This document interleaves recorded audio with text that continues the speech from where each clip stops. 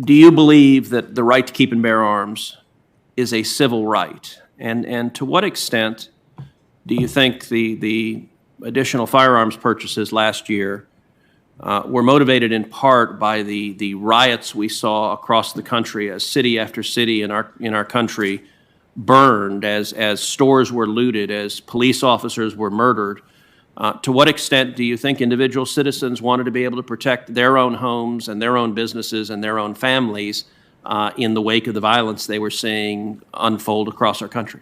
Yeah, putting the pieces together, a constant stream of civil unrest, of buildings and homes being burned, of people of all races being attacked, the stress of being quarantined during COVID, talk about defunding the police, demoralizing law enforcement, encouraging them to retire early or just quit altogether. Because why would a law enforcement officer want to put their life on the line for a public that doesn't want them?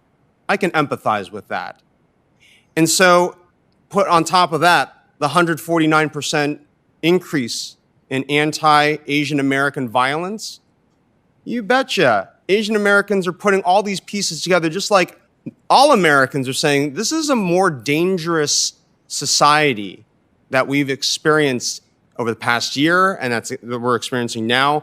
And unfortunately, it's only getting worse. And I don't want that, and nobody else wants that. But there is a logical conclusion that if you're going to defund the police, and if there's going to be increased violence, and if I need to be my own first responder, that I need to have a firearm to defend myself and my family.